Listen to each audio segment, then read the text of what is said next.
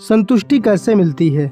कुछ साल पहले एक मित्र की शादी हुई, लेकिन इस लड़की से शादी करने का उसका मन नहीं था, तो भी घर वालों ने करवा दी। शुरू के दिनों में बीवी से बस नाम मात्र के ही संबंध रहे, क्योंकि वो उसे पसंद नहीं करता था। लेकिन आज की स्थिति ये है कि अपनी पत्नी के लिए उसका प्यार और सम्मान अगाध है। दूसरी तरफ एक परिचित के बेटे ने घर वालों से लड़ झगड़ कर प्रेम विवाह किया। अभी कुछ ही दिन पहले की बात है कि पति पत्नी में कचहरी में ही चप्पलबाजी हुई है।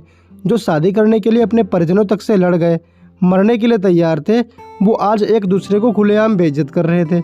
जबकि जो शादी के समय अपनी पत्नी को भी पसंद नहीं करता था, वो आज खुश है। ये कैसी विचित्र सी बात है। एक IAS ऑफिसर के ऑफिस में एक चपरासी काम करता था।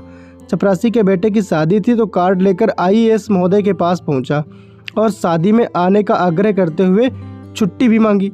अधिकारी ने छुट्टी मंजूर के साथ दी, आने का आश्वासन भी दिया। शादी के दिन चपरासी का परिवार हर्षोल्लास से शादी का उत्सव मना रहा था। पूरा परिवार एक साथ इकट्ठा था। तभी किसी का फ़ोन चपरासी के फ़ोन पर आया और वह सन्न रह गया। फ़ोन करने वाले ने उसे खबर सुनाई कि IAS महोदय ने आत्महत्या कर ली। अगले दिन आत्महत्या का कारण सामने आया कि अधिकारी की पत्नी और मां में बनती नहीं थी, इसलिए आत्महत्या की है।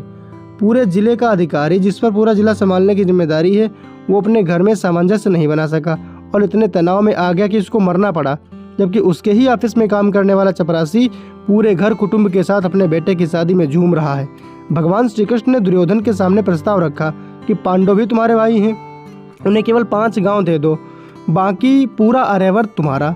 लेकिन दुर्योधन ने वो भी नहीं दिया और शीघ्र ही संपूर्ण कुरुवंश समाप्त हो गया। दूसरी तरफ भरत के राज मिलने पर भी श्री राम के वनवास के समय उनकी चरण पादुकाओं को सिंहासन पर रखकर शासन किया और वन से वापस आने पर श्री राम को राज सौंप दिया।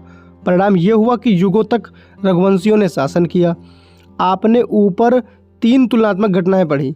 पसंद से शादी करने के बाद भी कोई दुखी है, कोई नापसंद होने के बाद भी सुखी है, कोई IAS होने के बाद भी आत्महत्या कर रहा है, कोई चपरासी होने के बाद भी जिंदा दिली से जी रहा है, कोई 5 गांव नहीं दे सका और समूल वंश का नाश करवा गया, किसी ने संपूर्ण राज्य सौंप दिया और युगों तक अपनी वंशावली चलाई।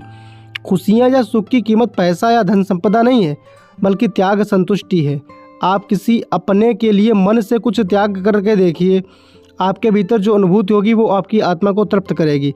सबसे ज़्यादा तनाव व्यक्ति किसके कारण पाता है?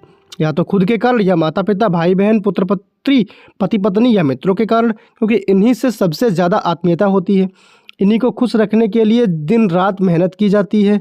फिर यही लोग ताने दें, लड़ाई करें, तो व्यक्ति परेशान होता है, दुखी रहता है। इसलिए हमेशा ध्यान रखिए कि खून के रिश्तों में या अपने किसी ऐसे संबंधी को बहुत ज़्यादा ताने दुत्कार ना दें जो आपके साथ घनिष्ठता से जुड़ा है। और हमेशा खुद को तैयार रखिए त्याग करने के लिए। पैदा होने से लेकर शमशान यात्रा तक के इस सफ़र में बस संतुष्टि ही है जो कभी दुखी नहीं होने देती। यही खुशियों की चाबी है।